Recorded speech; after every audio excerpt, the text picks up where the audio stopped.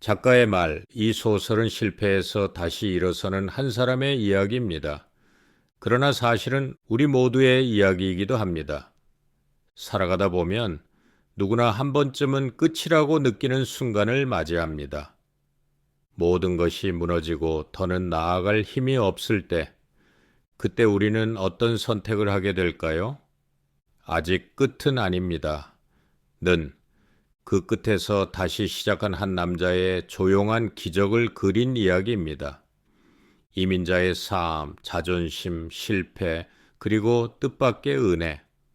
이 모든 것을 지나며 그는 마침내 이렇게 고백합니다. 부서졌지만 다시 일어섭니다. 왜냐하면 아직 끝이 아니니까요. 이 이야기가 지금 인생의 끝자락에 서 있다고 느끼는 분에게 작은 위로와 희망이 되길 소망합니다. 당신의 삶도 아직 끝은 아닙니다. 이 이야기는 단순한 픽션이 아닙니다. 수많은 사람들의 삶에서 목격해온 현실에 가까운 이야기입니다. 나는 지난 수십 년간 수많은 이민자들을 만나왔습니다. 그들 중에는 성공한 사람도 있었고, 조용히 사라진 사람도 있었으며, 모든 것을 잃고도 끝까지 다시 일어선 사람도 있었습니다. 아직 끝은 아닙니다. 의 주인공은 그 모든 이들의 그림자를 닮았습니다. 특히 인생의 가을을 지나며 모든 것을 잃은 한 남자의 이야기를 통해 우리는 인간의 연약함과 동시에 믿음의 강함을 함께 보게 됩니다. 교회에서 들은 한마디의 설교가 한 사람의 생을 바꾼다는 것 믿어지지 않으신가요? 하지만 그런 일은 지금도 조용히 누군가의 인생 속에서 일어나고 있습니다. 이 소설은 바로 그런 기적 같은 일상에 대한 이야기입니다. 읽는 이의 마음에 작은 불씨 하나라도 살아나길 바랍니다. 당신의 인생에도 아직 쓰여지지 않은 다음 장이 기다리고 있으니까요. 1장 마지막 밤 남가주 오렌지 카운티 2012년 11월 24일 밤 이주호는 동생 집 거실에 앉아 있었다. 늦가을의 공기는 싸늘했고 창밖의 바람소리가 유독 깊게 들려왔다. 형, 좀 더 자고 가. 동생 이주성은 조심스레 말했다. 내일 어디 간다더니 어디 가는 거야? 응, 그냥 바람 좀 쐬러. 오래 앉아 있었더니 몸도 찌뿌둥하고. 주호는 눈을 피하며 대답했다. 거짓말이었다. 그는 이미 마음속에서 내일 아침 자신의 삶을 조용히 끝낼 준비를 하고 있었다. 동생의 가족은 아무것도 모른 채 TV 앞에서 졸고 있었다. 그는 조용히 방을 빌려 하룻밤을 보냈다. 이것이 마지막 인사라는 생각이 모굴대를 조여왔다. 잠을 이루지 못하고 뒤척이다. 새벽 5시. 그는 소리 없이 짐을 챙기고 나섰다. 현관문을 닫으며 혼잣말처럼 말했다. 잘 있어라, 주성아. 이 장, 을씨년스러운 남가주? 차 안은 정적이었다. 라디오도 음악도 틀지 않았다. 그는 40년간 달려온 시간을 곱씹듯 조용히 운전대를 잡았다. 남가주의 11월 하순. 하늘은 흐리고 바람은 말라 있었다. 낙엽들이 공중에서 맴돌다 길 위로 떨어졌다. 여기까지가 끝이구나. 그는 성공한 이민자였다. 대학을 졸업하고 미국으로 건너온 후 식당 하나, 둘, 셋. 그렇게 가족을 먹여 살리고 두 아이를 최고로 키워냈다. 아들은 UC LA 의대, 딸은 하버드 로스쿨. 이민자로서 이룰 수 있는 모든 걸 이뤘다고 생각했었다. 하지만 식당은 점점 손님이 줄었고 몇 번의 리스 계약이 좌절되었으며 마지막 남은 가게도 2달 전 문을 닫았다. 사람은 밥만 먹고 살 수 없다는 말, 이제야 실감이 나는구나. 그는 그렇게 스스로를 조롱하며 느리게 그러나 단호히 길을 달렸다. 3장, 간판 하나 미약한 끌림. 어느덧 아침 해가 떠오르기 시작했다. 주호는 LA 동쪽 교외 지역의 91번 프리웨이를 따라 천천히 차를 몰고 있었다. 바람은 여전히 차가웠고 라디오를 켜지도 않았다. 길 양옆엔 폐업한 가게들이 드문드문 있었고 간간히 교회나 작은 공원 표지판이 눈에 띄었다. 그러던 중 그의 시야 한켠에 아주 작은 간판이 들어왔다. 세소망교회 Sunday Worship 11시. 순간 발끝이 브레이크를 밟았다. 교회? 그는 자문했다. 이제 죽을 건데 예배 한 번 드린들 뭐가 달라지겠어. 하지만 알 수 없는 끌림이 있었다. 마치 누군가, 아니 무언가 그를 붙잡는 느낌. 그래, 예배 한 번 드리고 가도 나쁠 건 없겠지. 그는 그렇게 방향을 틀었다. 넓지 않은 길을 따라가자 작은 교회 건물이 나타났다. 이른 시간이었지만 주차장에는 벌써 몇 대의 차들이 있었다. 혹시 아는 사람이라도 만나면 어쩌지? 그는 슬며시 마스크를 꺼내 쓰고 모자를 눌렀었다. 자신도 모르게 조심스럽게 굳어진 몸. 그의 마음은 여전히 살아남으려 발버둥치고 있었다. 사장, 낯선 교회 낯선 찬양. 예배당 안은 아늑하고 따뜻했다. 햇살이 창문을 통해 부드럽게 스며들었고 성가대는 리허설 중이었다. 그는 가장 뒷자리 구석에 앉아 조용히 고개를 숙였다. 마치 누구의 눈에도 띄지 않길 바라는 듯 나 같은 사람도 여기에 앉아도 되는 걸까? 그 순간 성가대의 찬양이 시작되었다. 주님의 보혈이 내 영을 살리네. 첫 소절이 울리는 순간 주호의 어깨가 떨렸다. 손끝이 차갑게 굳고 가슴 깊은 곳에서 무언가 무너져 내렸다. 눈물이 흘렀다. 억지로 참아보려 했지만 소용없었다. 그는 속삭였다. 나는 도대체 뭘 위해 여기까지 달려온 걸까? 성공이라는 이름, 자식의 성공, 체면과 자존심. 그 모든 것을 위해 달려왔지만 지금 그의 손에 남은 것은 아무것도 없었다. 아무도 그의 눈물을 보지 않았다. 하지만 그는 처음으로, 정말 처음으로 자신의 인생을 있는 그대로 마주하고 있었다.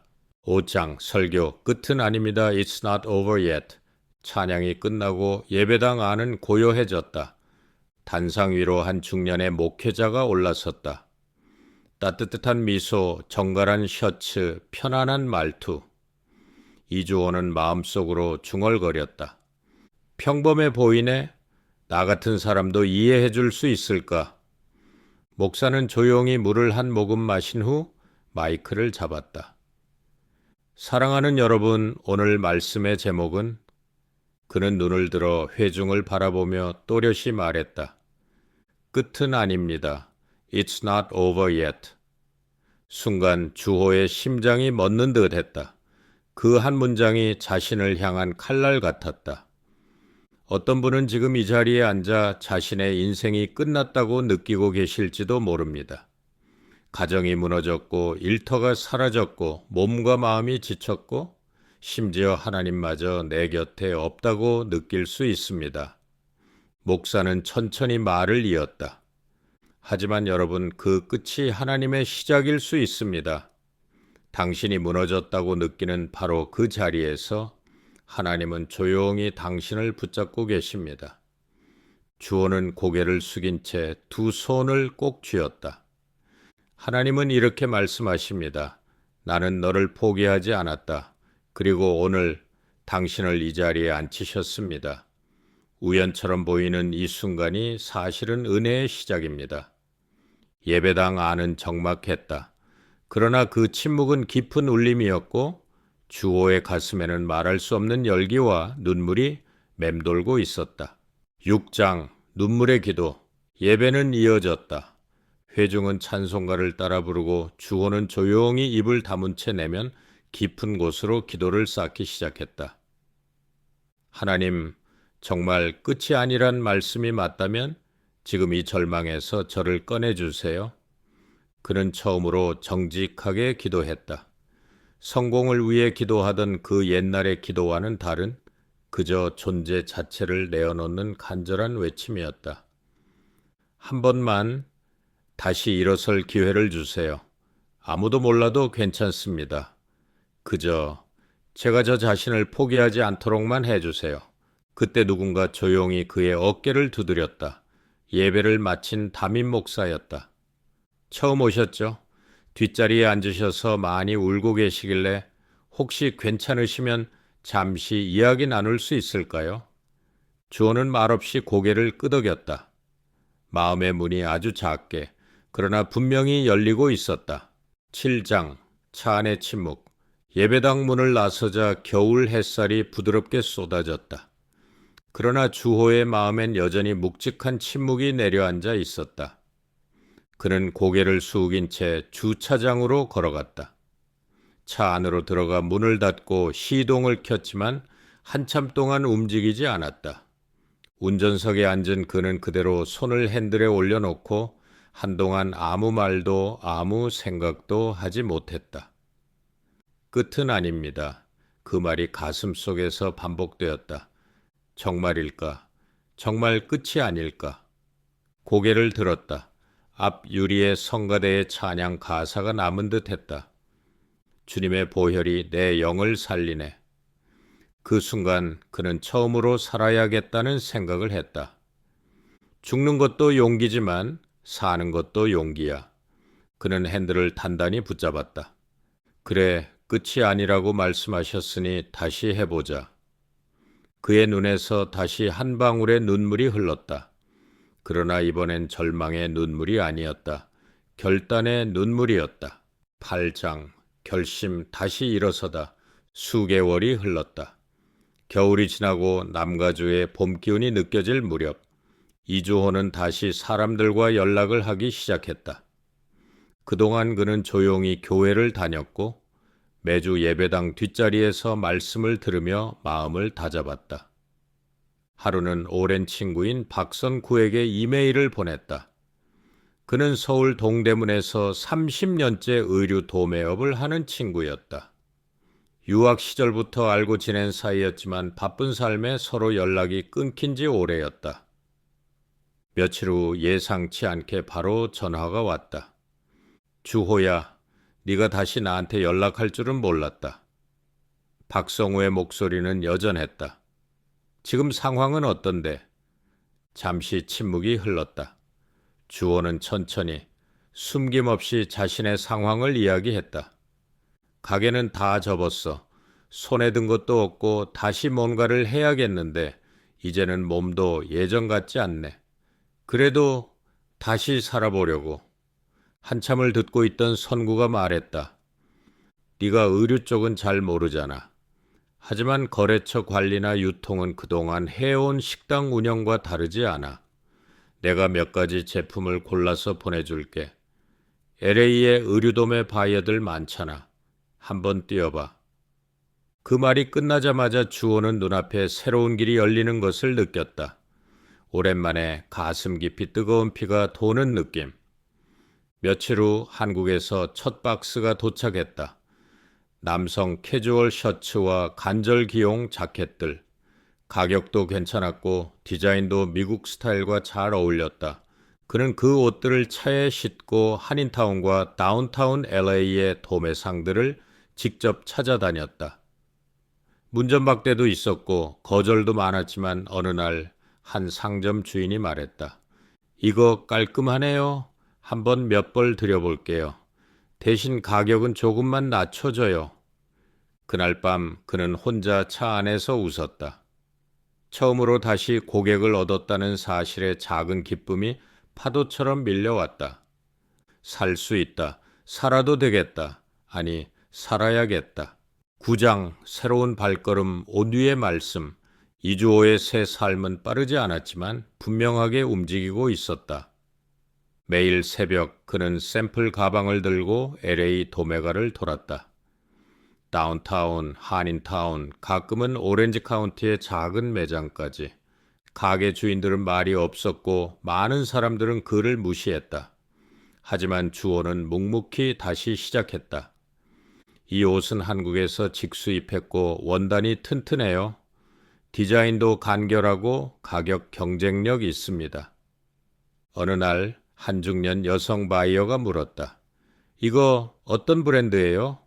로고도 없고 태그도 안 보이네요. 주호는 웃으며 답했다.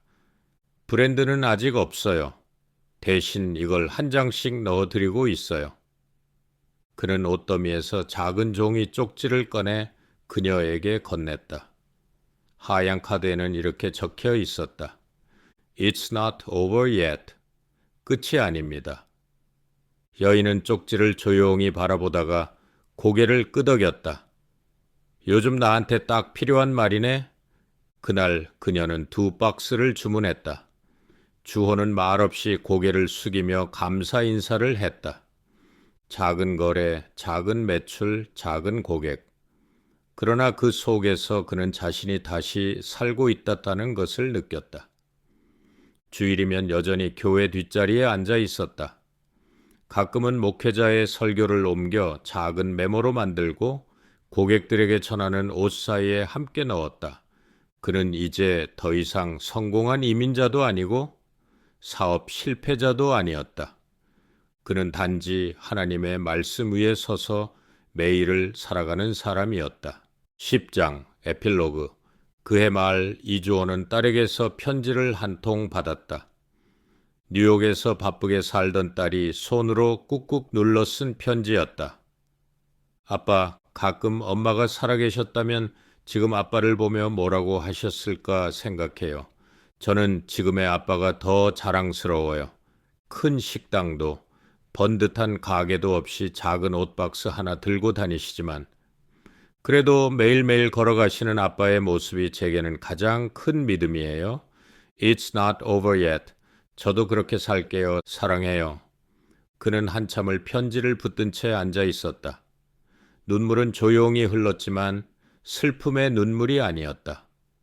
창밖에는 남가주의 겨울 해가 지고 있었고 그는 조용히 창문을 닫고 불을 끄고 기도하듯 속삭였다. 하나님, 감사합니다.